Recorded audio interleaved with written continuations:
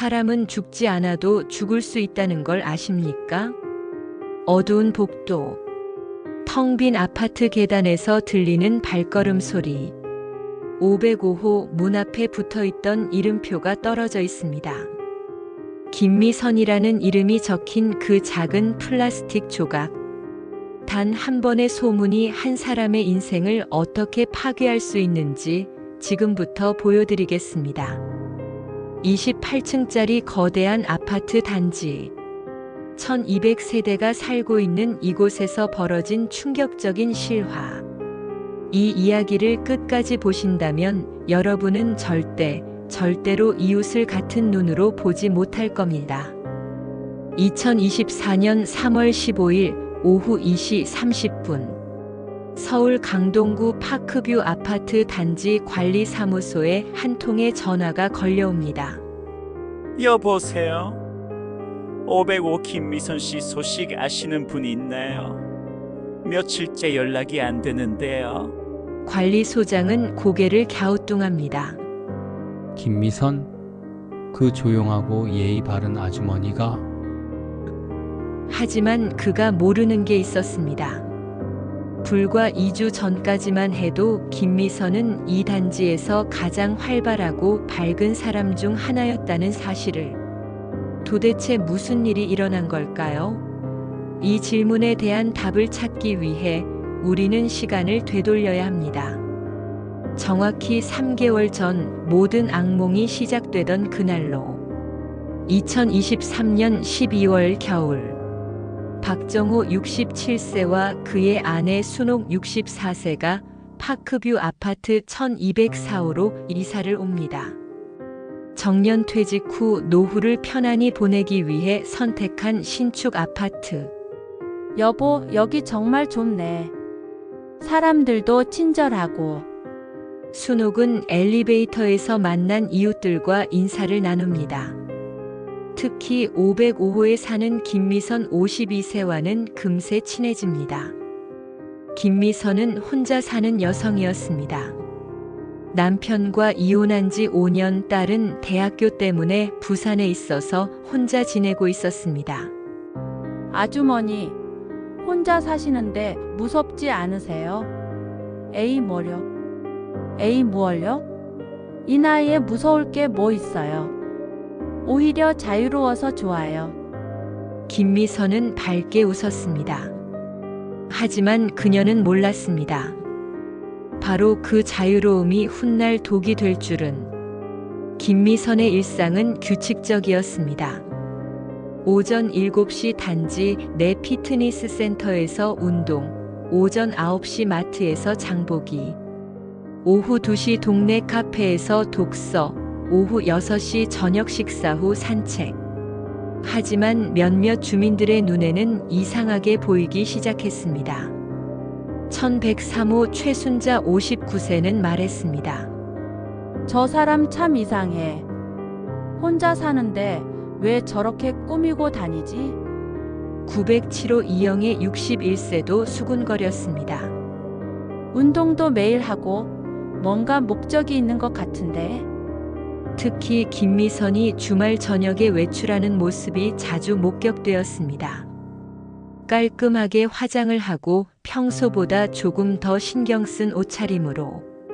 저 나이에 저렇게 꾸미고 어디 가는 걸까? 호기심은 점점 의심으로 변해갔습니다. 파크뷰 아파트에는 입주민 전용 카카오톡 단체 채팅방이 있었습니다. 파크뷰 우리 가족.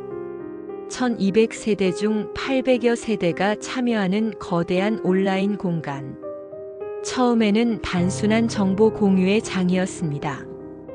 택배 잘못 배송되었어요. 주차장에 고양이 새끼들이. 관리비 관련 공지사항. 하지만 2024년 1월 분위기가 바뀌기 시작했습니다. 익명의 메시지가 올라왔습니다. 우리 단지 5층에 사시는 분 중에 좀 이상한 분이 있는 것 같아요.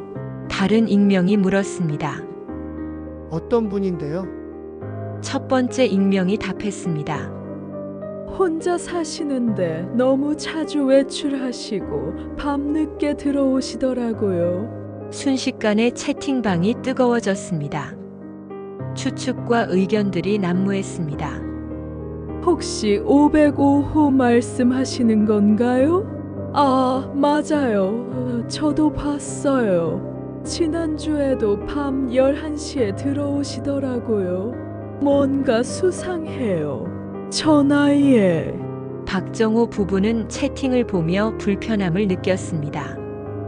김미선은 그들에게 친절하고 좋은 이웃이었기 때문입니다. 하지만 이것은 시작에 불과했습니다. 2024년 2월 14일 발렌타인데이. 김미선이 평소보다 더 정성스럽게 화장을 하고 외출하는 모습이 목격되었습니다. 손에는 작은 선물 포장까지. 1502호 주민이 말했습니다. 어머, 저 사람 봐요. 발렌타인데이에 선물까지 들고. 이 장면을 본 몇몇 주민들은 확신에 찬 표정으로 고개를 끄덕였습니다. 저녁 9시 김미선이 한 남성과 함께 아파트 입구로 들어오는 모습이 포착되었습니다. 30대 후반으로 보이는 키 큰 남성. 봤죠? 제가 뭐라고 했습니까? 채팅방은 순식간에 폭발했습니다. 사진 있어요? 누가 찍었나요? 이거 확실한 증거네요. 그날 밤부터 채팅방의 분위기는 완전히 달라졌습니다. 추측은 확신으로, 의혹은 기정사실로 변해버렸습니다.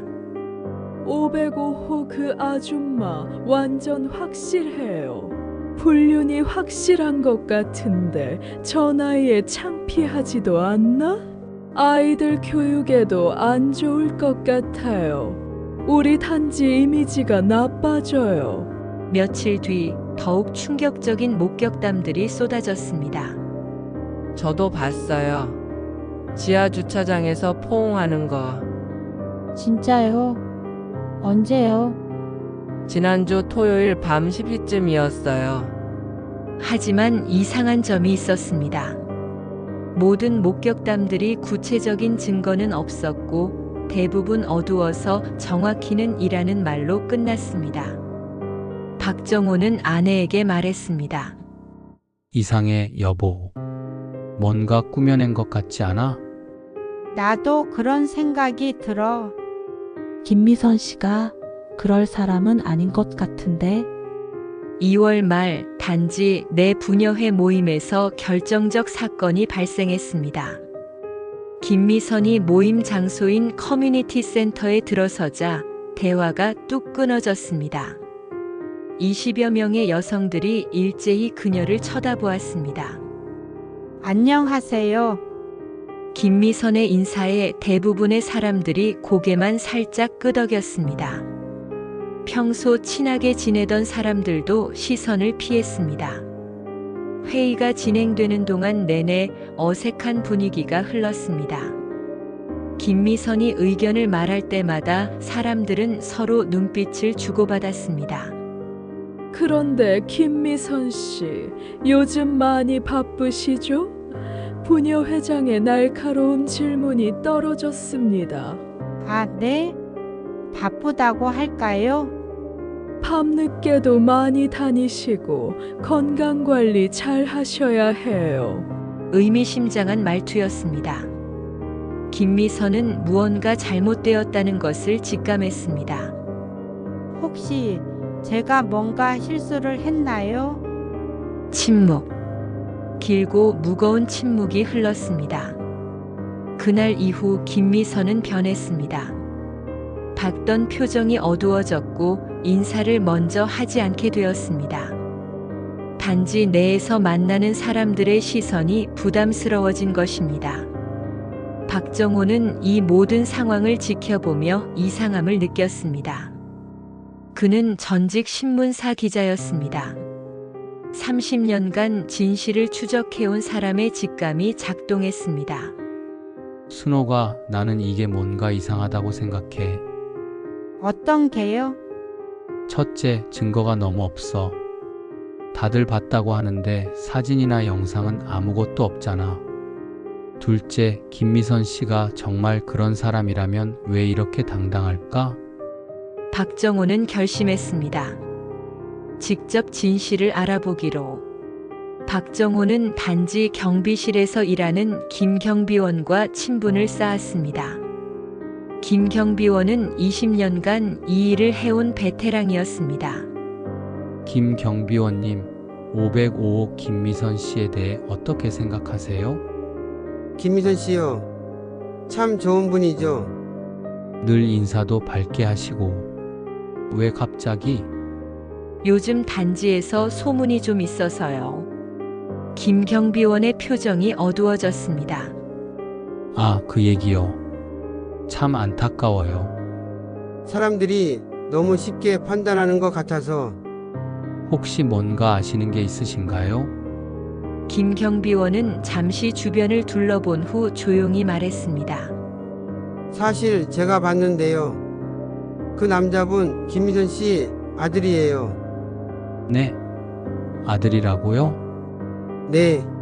김미선 씨가 몇 달 전에 저한테 자랑스럽게 말씀하셨거든요.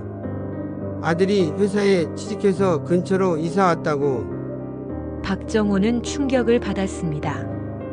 박정호는 더 자세히 알아보기 시작했습니다. 김미선의 아들 김준호 32세는 6개월 전 부산에서 서울로 올라왔습니다. IT 회사에 취직했고 어머니와 가까운 곳에 원룸을 얻었습니다. 주말마다 어머니를 만나러 왔고 때로는 늦은 시간까지 함께 시간을 보냈습니다. 그것이 밤늦은 외출과 수상한 남성과의 만남으로 오해받았던 것입니다. 밸런타인데이의 진실. 김미선이 들고 간 선물은 아들에게 주는 초콜릿이었습니다. 아들이 새로 사귄 여자친구와 함께 저녁을 먹고 어머니에게 인사를 시키러 온 것이었습니다. 지하 주차장 포옹 사건의 진실. 아들이 어머니와 헤어지며 안아준 것이었습니다. 어둠 속에서 본 주민이 잘못 해석한 것이었습니다. 모든 것이 명확해졌습니다. 하지만 이미 너무 늦었습니다. 소문은 걷잡을 수 없이 퍼져버렸고 김미선은 단지에서 완전히 고립되어 버렸습니다. 박정호는 더 이상 참을 수 없었습니다. 2024년 3월 10일 부녀회 정기 모임에서 그는 마이크를 잡았습니다. 여러분, 잠깐 제 말씀을 들어주세요. 저는 지난 한 달간 김미선 씨에 대한 소문이 진실을 알아봤습니다. 그리고 충격적인 사실을 발견했습니다. 사람들이 웅성거리기 시작했습니다. 김미선 씨가 만나던 그 남성, 바로 김미선 씨의 아들입니다. 순간 회의장이 조용해졌습니다. 여러분이 불륜이라고 확신했던 모든 상황들 모두 모자간의 평범한 만남이었습니다. 박정호는 준비해온 자료들을 펼쳤습니다. 김준호의 주민등록 등본, 김미선 씨와의 가족관계 증명서. 이것이 증거입니다. 여러분은 한 사람을 완전히 파괴시켰습니다. 아무런 근거 없이. 회의장이 쥐죽은 듯 조용해졌습니다. 몇몇 사람들은 고개를 숙였고 어떤 이들은 당황한 표정을 지었습니다. 저희가 어떻게 알았겠어요? 설명을 안 해주시니까. 누군가 변명했지만 목소리에는 힘이 없었습니다. 설명을 해달라고 요구하셨나요? 의심스럽다고 직접 물어보셨나요?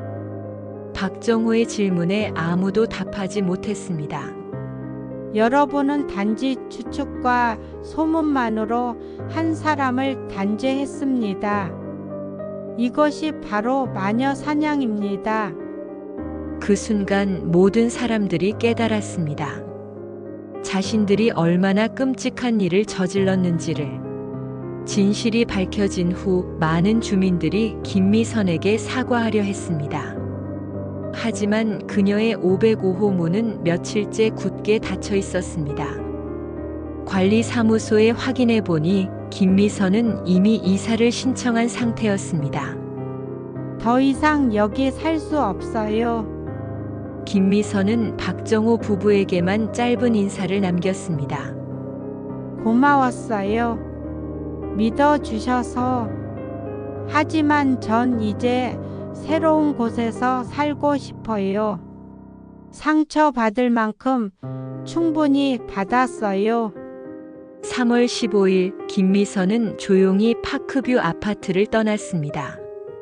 짐차가 떠나는 것을 창문 너머로 지켜본 주민들의 얼굴에는 죄책감이 가득했습니다. 이것이 바로 현실입니다. 소셜미디어와 인터넷이 발달한 시대, 소문의 속도는 빛의 속도를 능가합니다. 한 번의 클릭, 한 번의 수군거림이 한 사람의 인생을 송두리째 흔들어 놓을 수 있습니다. 파크뷰 아파트 주민들은 지금도 그날을 후회합니다. 단체 채팅방은 여전히 존재하지만 예전만큼 활발하지 않습니다. 서로를 대하는 시선도 조심스러워졌습니다. 김미선 씨는 지금 어디서 어떻게 살고 있을까요? 그녀가 다시 이웃을 신뢰할 수 있을까요? 그리고 여러분은 지금 이 순간에도 누군가에 대해 근거 없는 추측을 하고 있지는 않나요? 기억하세요. 가장 가까운 이웃이 때로는 가장 무서운 적이 될 수 있다는 것을. 그리고 그 무서운 적은 바로 여러분 자신일 수도 있다는 것을. 이 이야기는 실화를 바탕으로 재구성된 것입니다. 현재도 수많은 김미선들이 근거 없는 소문과 집단 따돌림에 시달리고 있습니다.